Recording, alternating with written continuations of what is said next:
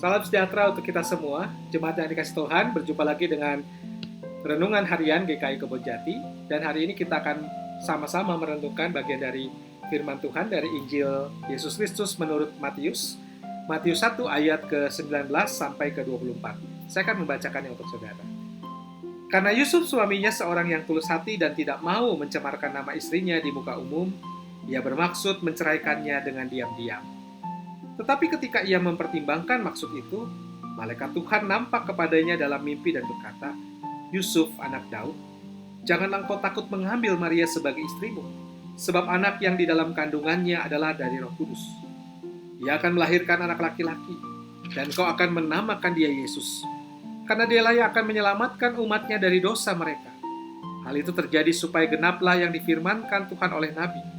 Sesungguhnya anak darah itu akan mengandung dan melahirkan seorang anak laki-laki, dan mereka akan menamakan dia Immanuel, yang berarti Allah menyertai kita." Sesudah bangun dari tidurnya, Yusuf berbuat seperti yang diperintahkan malaikat Tuhan itu kepadanya. Ia mengambil Maria sebagai istrinya.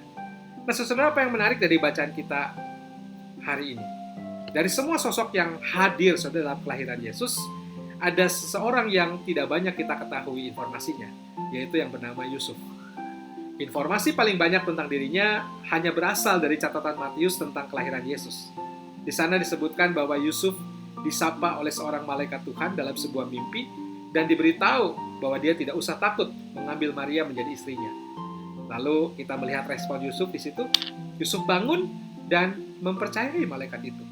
Nah, sudah kita bisa mempelajari beberapa hal penting tentang Yusuf dalam catatan singkat ini. Yang pertama, Yusuf adalah orang yang saleh. Tidak banyak tokoh dalam Alkitab yang dicatat terutama karena kesalehannya. Dan Yusuf adalah salah satunya. Dia bisa saja menceritakan kepada khalayak umum tentang dugaan ketidaksetiaan terhadap Maria. Tetapi Yusuf menunjukkan kebaikannya dengan merahasiakannya. Bahkan dia berencana untuk menghormati Maria dengan cara, pada zaman dulu konteksnya adalah menceraikan secara diam-diam, supaya tidak mempermalukan Maria. Maka itu di sini kita belajar bahwa Yusuf rela mengambil cara yang terhormat.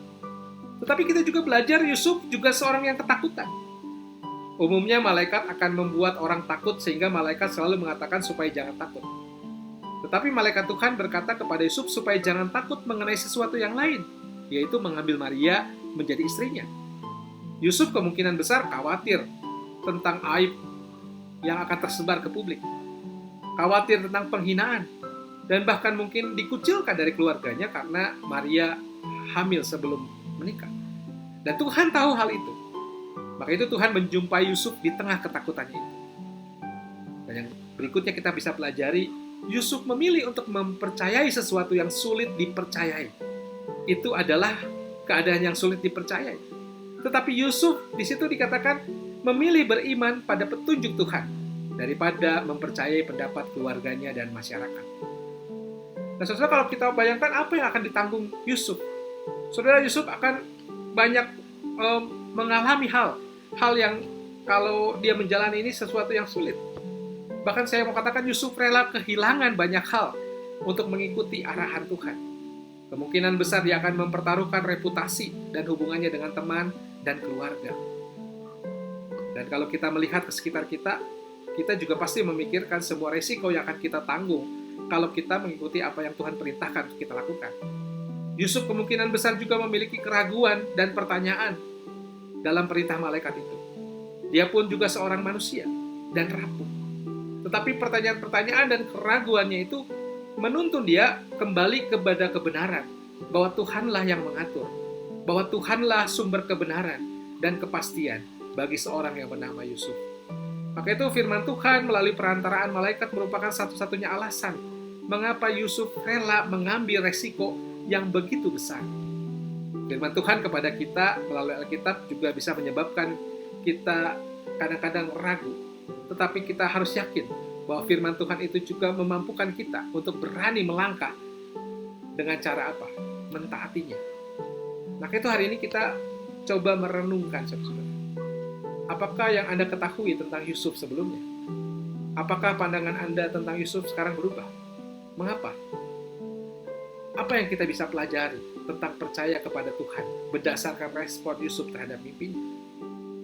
Apakah satu hal yang Tuhan minta untuk kita lakukan hari ini mengandung resiko?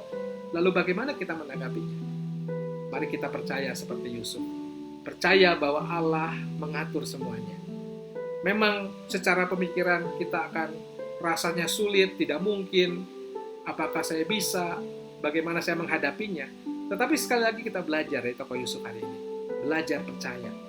Firman Tuhan mengatakan bahwa Immanuel dikatakan di situ. Allah menyertai kita. Maka itu Allah yang sudah hadir, yang terus kita nantikan kedatangannya. Yang kedua kali ini adalah Allah yang terus menyertai kita, Allah Immanuel. Tuhan beserta kita dan Tuhan menjaga saudara. Amin.